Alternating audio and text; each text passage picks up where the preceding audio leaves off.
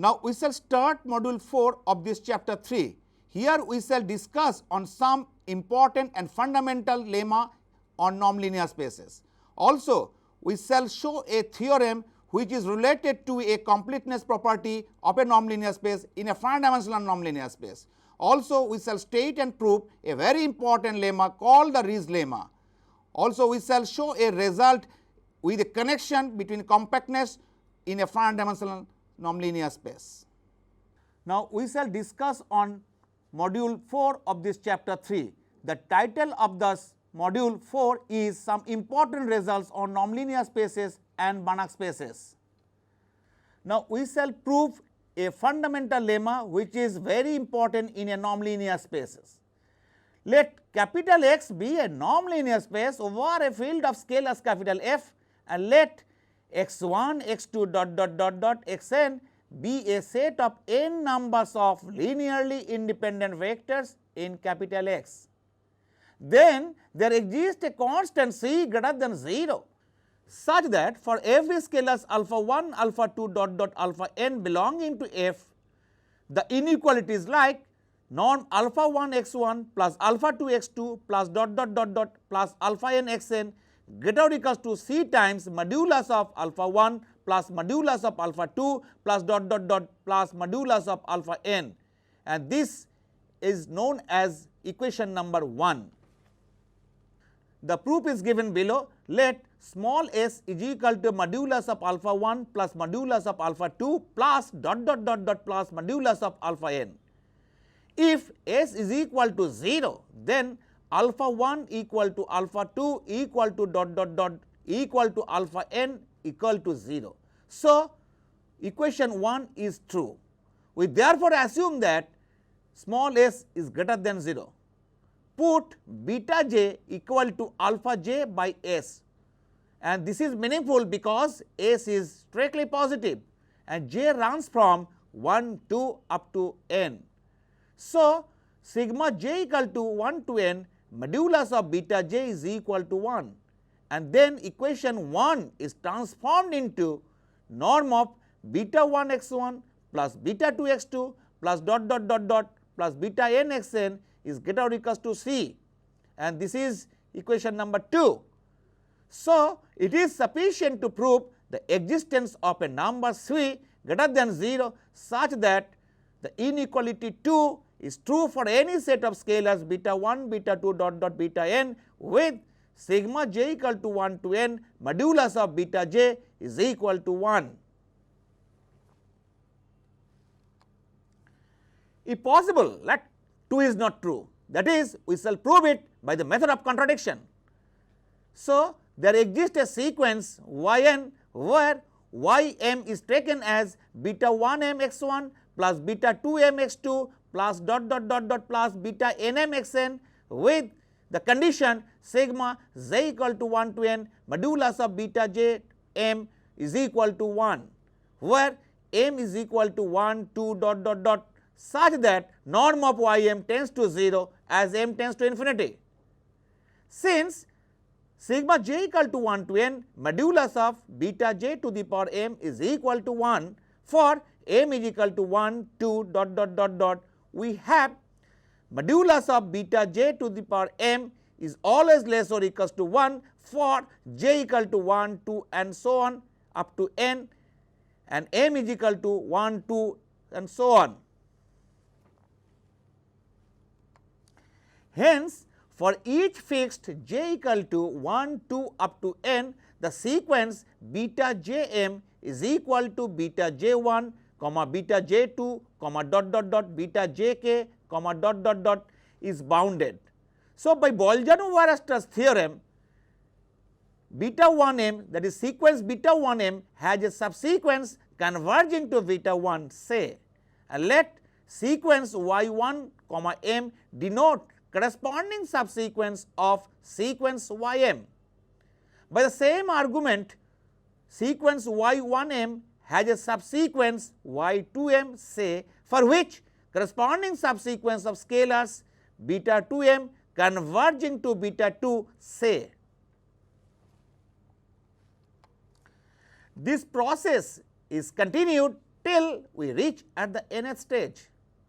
At the nth stage, we obtain a subsequence, that is sequence ynm, which is equal to sequence yn1, yn2, ynk, of ym, whose terms are of the form yn, m is equal to sigma j equal to 1 to n delta jm xj, where sigma j equal to 1 to n modulus of delta jm is equal to 1, with delta jm goes to beta j as m tends to infinity.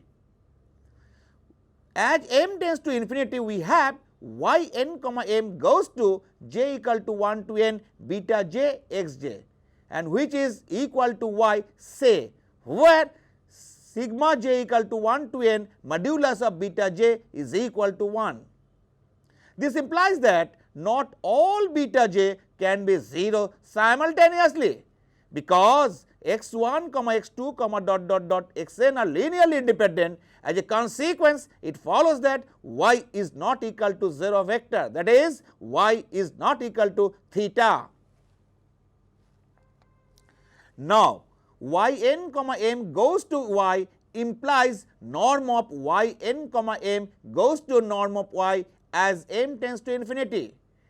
As yn, m is a subsequence of ym, that is sequence ym, and norm of ym tends to 0 as m tends to infinity, it follows that norm of yn, m tends to 0 as m tends to infinity, and so norm of y is equal to 0, which implies that y is equal to 0 vector, that is y equal to theta, a contradiction to the fact that y is not equal to 0 vector, and hence 2 is true, that is the equation number 2 is true, and consequently equation number 1 holds.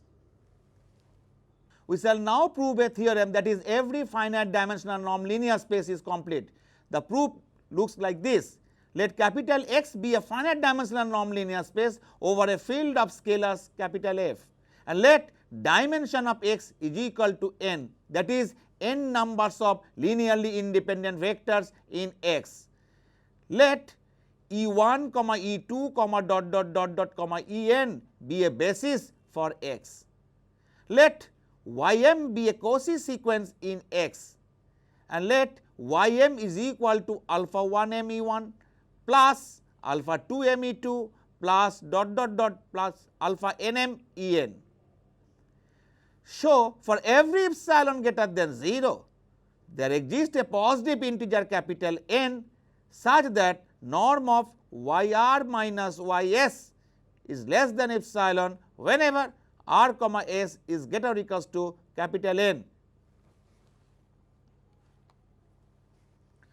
So, by the above lemma, there exists a c greater than 0, that is, there exists a real number which is positive, that is c, such that epsilon is greater than norm of yr minus ys is equal to norm sigma j equal to 1 to n alpha jr minus alpha js into Ej, which is greater or equals to c times sigma j equal to 1 to n modulus of alpha jr minus alpha js. Hence, modulus of alpha jr minus alpha js is less or equals to sigma j equal to 1 to n modulus of alpha jr minus alpha js, which is less than epsilon by c, and which implies that each of n sequences, that is sequence alpha jm is equal to alpha j1, alpha j2, alpha jk, where j is equal to 1, 2, n is Cauchy in capital F. F is the field of scalars, and hence converges to alpha j, say j equal to 1, 2 up to n. Let y is equal to alpha 1 E1 plus alpha 2 E2 plus plus alpha n En.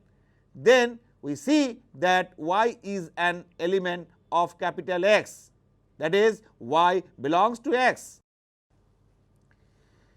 Since alpha j m goes to alpha j as m tends to infinity for j equal to 1, 2 up to n, we have norm of y m minus y is equal to norm sigma j equal to 1 to n alpha j m minus alpha j into E j, which is less or equals to sigma j equal to 1 to n modulus of alpha j m minus alpha j into norm of E j, which is less or equals to capital R into sigma j equal to 1 to n modulus of alpha j m minus alpha j, where R is equal to max of norm of E j, where 1 less or equals to j less or equals to n. Thus, we see that norm of y m minus y tends to 0 as m tends to infinity, which implies that y m goes to y as m tends to infinity. Hence, capital X is complete.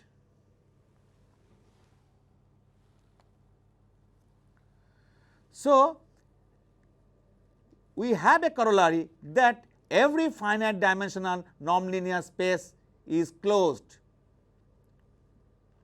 Now, let us take a theorem. Let capital X be a finite dimensional nonlinear space, then a subset capital M of X is compact if and only if M is closed and bounded. The proof is given below.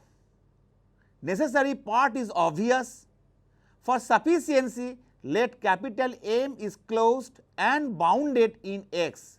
Since X is finite dimensional, we take dimension of X is equal to n, say.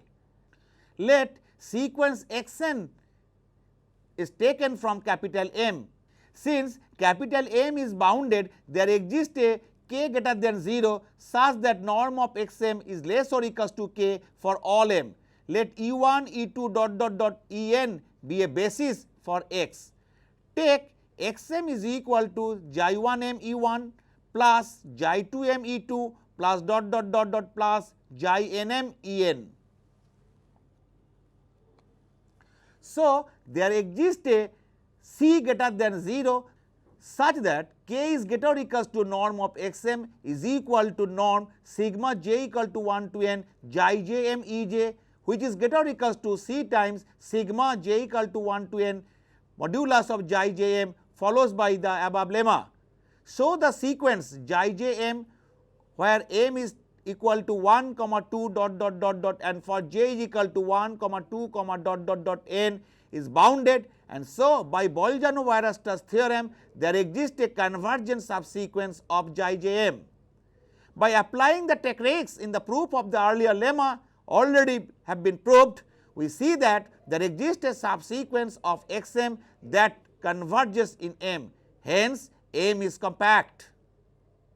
Now, we shall discuss, rather we shall prove on a lemma, very important lemma called Riesz lemma, and which is very important and very essential in a nonlinear space. With this lemma, we can have a result that a closed unit spall is compact if and only if X is finite dimensional. Now, we shall state and prove a lemma called the Riesz lemma. What is this?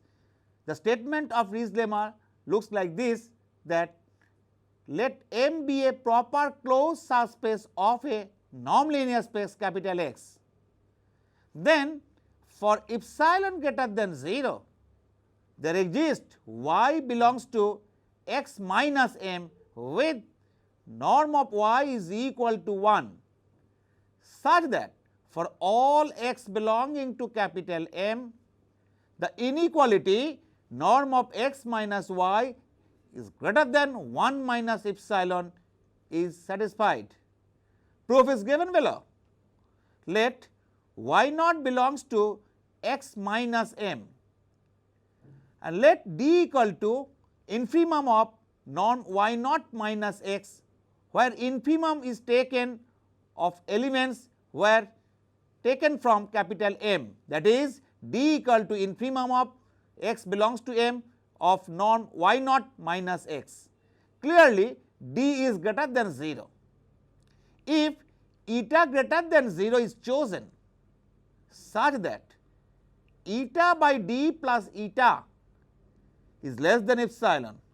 So, there exists x naught belongs to capital M such that d is less or equals to norm of y naught minus x naught, which is again less than d plus eta, and this is equation number 3. If y is supposed to equal y naught minus x naught divided by norm of y naught minus x naught, then we get norm of y is equal to 1 and y naught is equal to x naught plus norm of y naught minus x naught into y. If y belongs to capital M, and because x naught belongs to capital M and M is a subspace, we see that y naught belongs to capital M, which is a contradiction, that y naught does not belongs to capital M. So, y belongs to x minus M.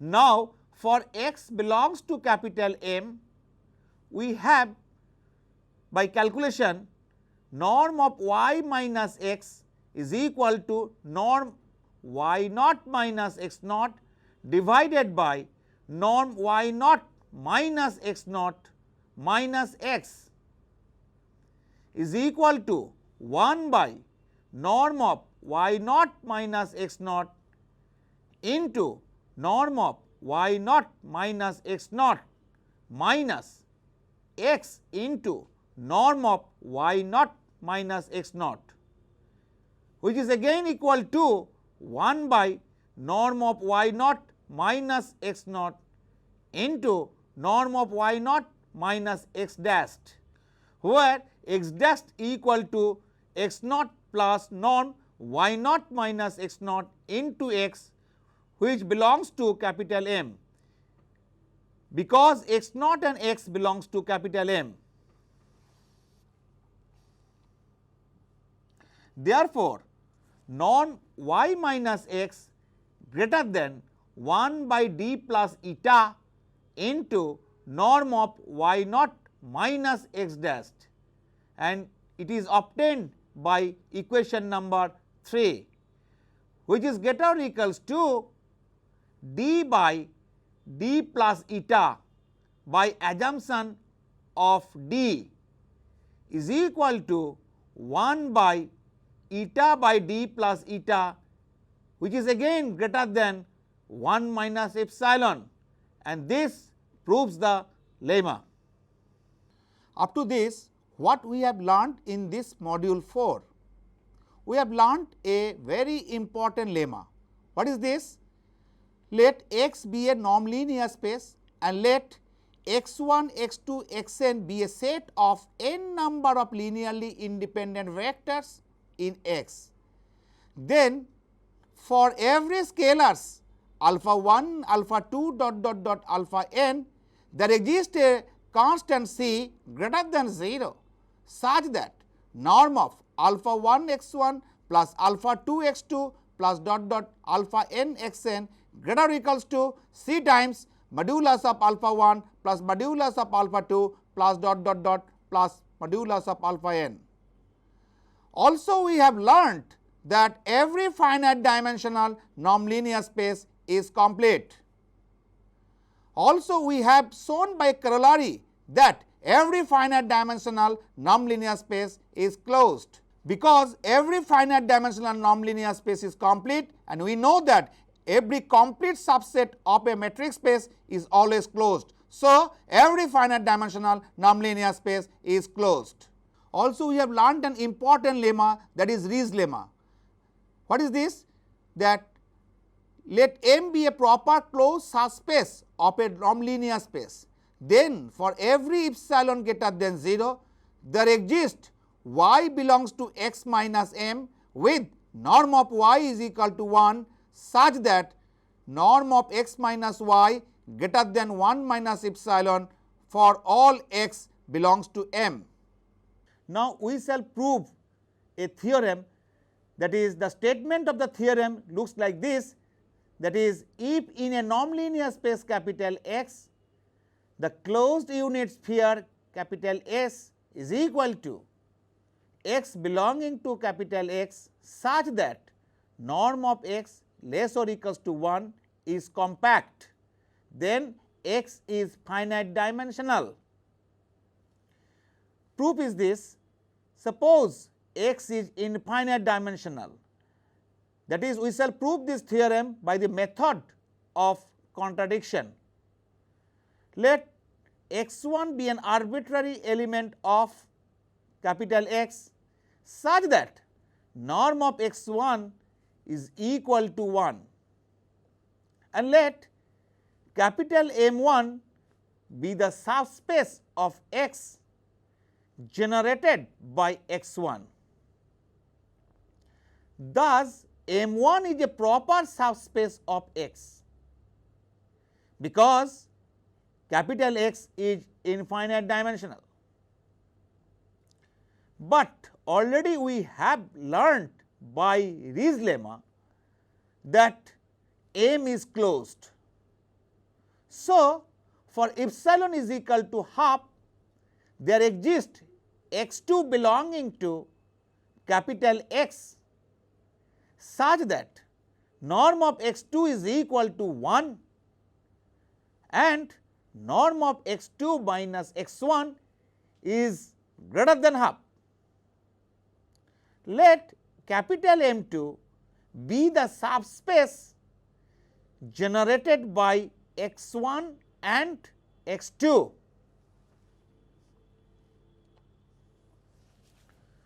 By arguing in the same manner as we discussed, we get a proper subset capital M2 of capital X, which is again closed.